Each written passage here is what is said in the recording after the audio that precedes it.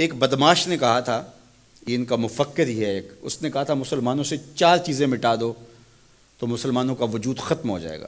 4 چیزیں جب تک ان کے اندر ہیں یہ کبھی مٹ نہیں سکتے۔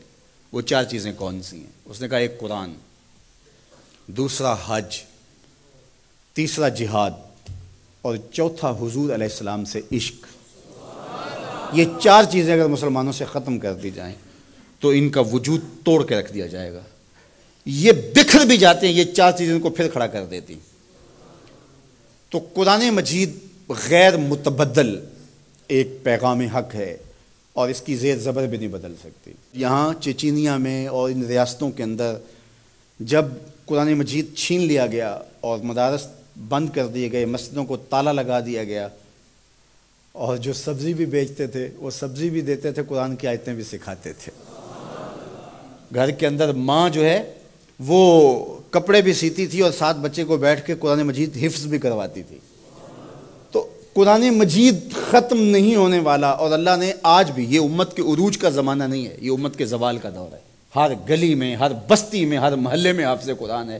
یہ امت کے زوال کے زمانے کی کہانی ہے، اور جب امت عروج پہ ہوگی پھر کیا عالم ہوتا ہوگا۔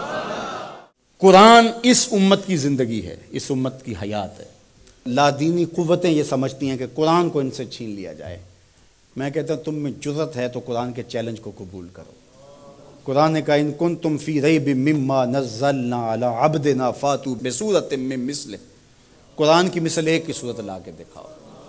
کھربوں ڈالر تم نے خرچ کیے نا، تم نے جگہ جگہ غدار خریدے ہوئے ہیں اور ان غداروں کو تم کروڑوں پیسے دیتے ہو، تو تم اتنے پیسے کیوں لگاتے ہو؟ پیدائشی عیسائی اور یہودی عرب ہیں، عربیون نسل ہیں مختلف بلاد عرب میں، ان کو جمع کرو، اور وہ بڑے بڑے شاعر اور ادیب بھی ہیں، ان کو بلاؤ جا کے، ان کو کہو کہ یہ 3 آیتوں کی ایک صورت لکھنی ہے، ہم تمہیں اتنے کروڑ ڈالر دیں گے۔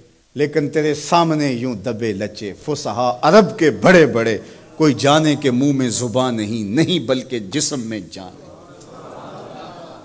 قرآن کی مثل نہیں لا سکے، اور قرآن کہتا ہے فَإِن لَمْ تَفْعَلُوا وَلَن تَفْعَلُوا، اگر نہیں لا سکے تو کبھی بھی نہیں لا سکو گے۔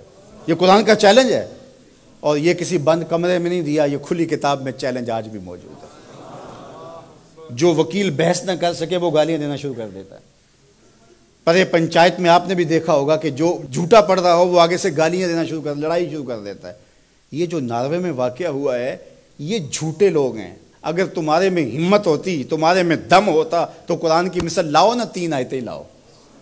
لیکن یہ آگ لگانے کا مطلب کیا ہے؟ آگ لگانے کا مطلب کہ تم اپنی شکست تسلیم کر رہے ہو کہ ہم اس کتاب کا مقابلہ نہیں کر سکتے، اس لیے گندگی اور غلاظت پہ اتر آئے ہو اور قرآن مجید کے نسخے کو آگ لگانا جانتے ہو۔ اور میاں تم کسی نسخے کو تو آگ لگا لو گے، لیکن جو روحوں پہ لکھا ہوا ہے اس کو آگ کیسے لگاؤ گے؟ اور علماء نے کہا ہے کہ جب قرآن مجید کو کوئی آگ لگائے یا اس کو پھینک دے تو وہ لفظ پھینکتا ہے، نور اڑ جاتا ہے اس کا۔ قرآن اللہ کی کتاب ہے، اللہ اس کی حفاظت کرتا ہے۔ تو یہ بات ذہن میں رکھیے، یہ شکست خوردہ ذہن کی علامت ہے کہ یہ جو کچھ کیا گیا ہے، یہ بالکل نکھٹو قسم کے، یہ ہارے ہوئے شکست خوردہ لوگوں کا مزاج ہے کہ وہ کتاب کو آگ لگا رہے ہیں۔ میاں یہ کیا بات ہوئی؟ دنیا کی کسی بھی تہذیب میں ایسا ہوا ہے؟ کوئی بھی دانشور ایسا کرتا ہے؟ تمہارے میں دم ہے، جرأت ہے تو اس کتاب کا مقابلہ کر کے دکھاؤ، اور تم نہیں کر سکتے اور کبھی بھی نہیں کر سکتے۔ اور یہ قرآن کا چیلنج 14 صدیوں سے موجود ہے۔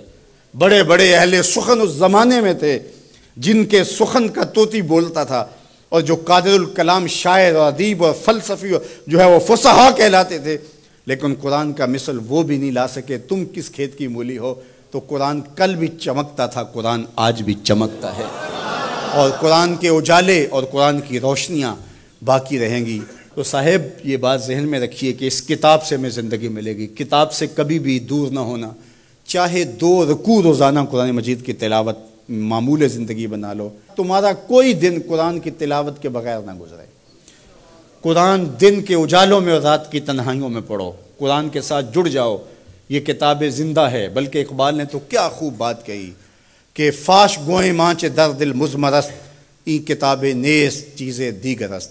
اقبال کہتا ہے میں کھل کے نہ کہہ دوں جو میرے سینے میں چھپا ہے، یہ کتاب نہیں، یہ کوئی اور ہی شے ہے۔ یہ اللہ کی وہ لٹکتی ہوئی رسی ہے جس کا ایک سرا تمہارے ہاتھ میں ہے، دوسرا سرا اللہ کے دست قدرت میں ہے۔ اس کتاب سے جڑ جاؤ۔